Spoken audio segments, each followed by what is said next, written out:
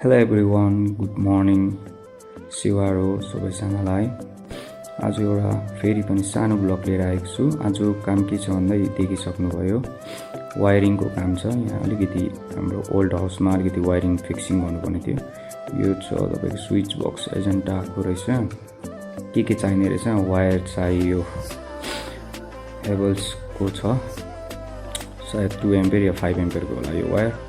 कति लेन्थहरू कति छ, 90 मिटरसम्म रहेछ हो लेन्थ यसको। यही वायर राम्रो हुन्छ होइन, त्यही कारण ल्यायो तपाईँको। अन्त यो पनि चाहियो बिट ठोक्नुको लागि होइन, यो चाहिन्छ बिबिसमा टेपहरू।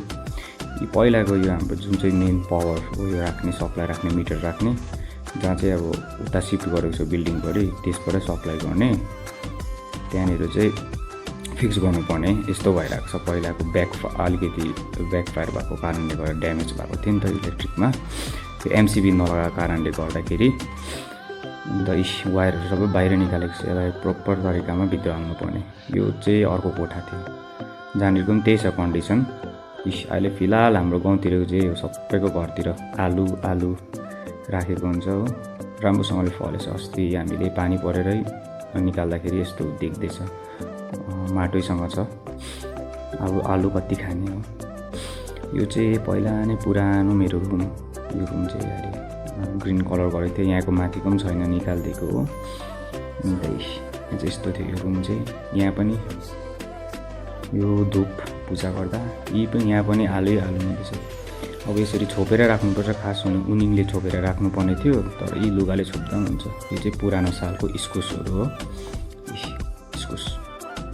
त्यसलाई बल्लमा हाल्यो भने चाहिँ राम्रो हुन्छ। खिड्कीबाट नजारा कस्तो छ हेरिहेरौँ। यो चाहिँ पहिला हाम्रो खासमा पुरानो घरको उयो थियो जग्गा, त्यहाँ चाहिँ अहिले गाईको टोटो बनाएको हो हामीले होइन। तल बारीहरू, लिसो बारीहरू, ऊ परको चाहिँ यो घर पनि पुरानो घर हो। हाम्रो बाजेहरूको, उहाँहरू चाहिँ सिलगढीमै बस्नुहुन्छ नि त, बहुत साल उनीहरूले छोडेर जानुभएको। अन्त यहाँनिर यो फुल रहेछ मजाको येल्लो कलरमा, यही चाहिँ फिक्स गर्नुपर्ने छ आजको काम। एमसिबी पनि लगाउनु पर्छ होला सर, एमसिबी होइन आरसिबी चाहिँ। त्यो घर हाम्रो घरको अगाडिको सिनेरी फुलहरू मजाले फुलेको छ येल्लो कलरमा होइन, ड्याम्मै फुलेको छ। यहाँ चाहिँ हाम्रो बडासँग काम गर्नुपर्ने, हल्का हेल्प गर्नुपर्ने। अर्किडहरू पनि रहेछ। यहाँ चाहिँ फ्ल्याट ढुङ्गा हालेको नि स्लाइस, यहाँ निकै ढुङ्गा गएको छ, मजाको देख्छ यस्तो पाराले पनि। मेरो कुकुर आयो ब्रुनो, यसको नाम चाहिँ। यो चाहिँ बिहानै आउँछ, बेलुका काकाहरूको पनि त खासमा चाहिँ। Okay sir.